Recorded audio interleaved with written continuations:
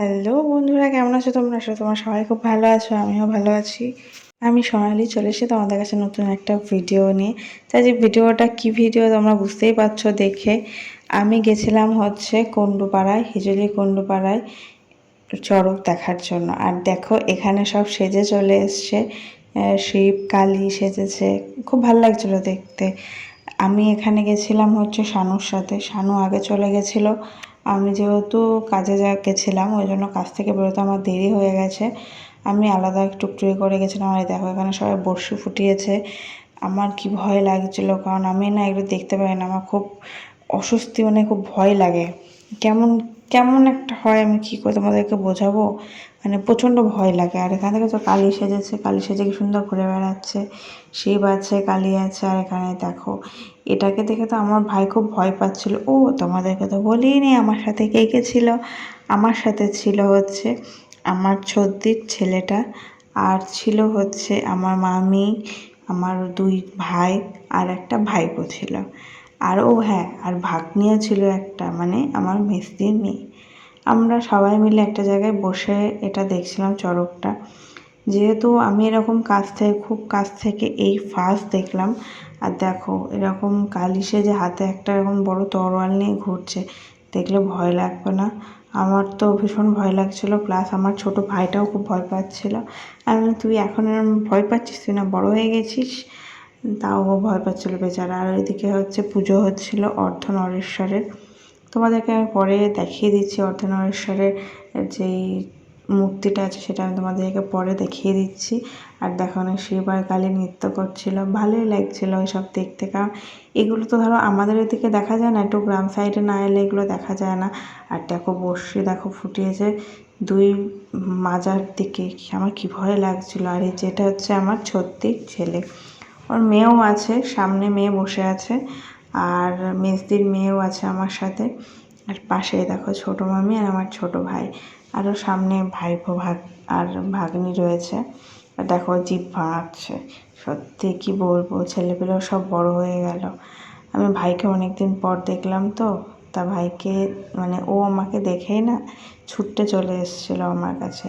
তো যাই হোক, দেখো চড়কের মেলায় এসেছি চড়ক দেখার জন্য। আমি চড়ক দেখতে পারি না, আমার খুব গায়ের মধ্যে শিউরে ওঠে। আর দেখো না কালী আর শিব কি সুন্দর ছবি তুলছে, ভালোই লাগছিল দেখতে। আর আমি শুধু ভাবলাম কখন শুরু হবে, কারণ একটু মেঘ করেছিল। আর এই দেখো, এটা তরোয়ালের ওপরে বসে দাঁড় করিয়ে নিয়ে যাচ্ছে, ঘোরাচ্ছে, 3 পাখায় সামথিং ঘোরাচ্ছিল। বিশ্বাস করো, আমি ভাবছি পাটা না কেটে যায়। আর দেখো বাচ্চাদের তো ঠিক আছে, কিন্তু বড় মহিলাও ছিল। আর এই যে ভাই আর আমি, ভাই আমার কোলে বসে আছে। তো এখন চড়ক শুরু হবে, দেখতে থাকো।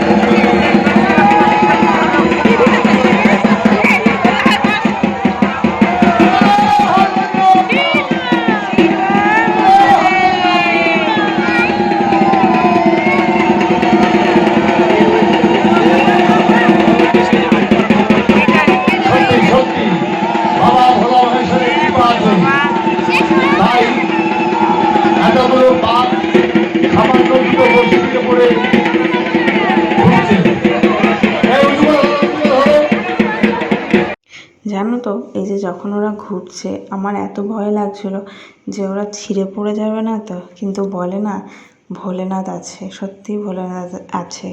যখন ওরা এই সন্ন্যাসী বেশে থাকে তখন ওদের নাকি এইসব কোনো কিছুই মনে হয় না, ওদের লাগেও না। বারবার করে ওরা বলছিল আরও জোরে ঘোরাও, আরও জোরে ঘোরাও। আমি বুঝতে পারছিলাম না সত্যিই কি ওদের লাগে না।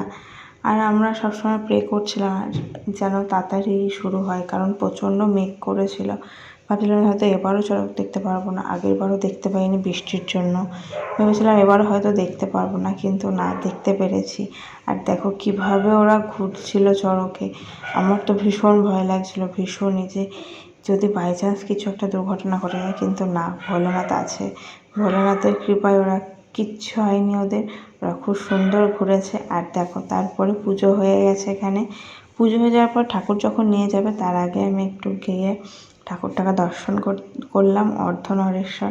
আমার খুব ভালো লেগেছে, কারণ আমি এরকম অর্ধনরেশ্বর ঠাকুর দেখিনি, এটাই আমার ফার্স্ট টাইম দেখা। আমার খুব ভালো লেগেছে। তোমাদের কেমন লেগেছে অবশ্যই কমেন্ট করে জানিও। আমি জানি অনেক ইউটিউবাররা, অনেক ফেসবুক কন্টেন্ট ক্রিয়েটাররা এসেছিলো, তাদের ভিডিও ছাড়া হয়ে গেছে, তোমরা দেখেও নিয়েছো। তো মেলা ঘুরে বাড়ি চলে গেছিলাম। তো আজকের মতো ভিডিওটা এখানে এন্ড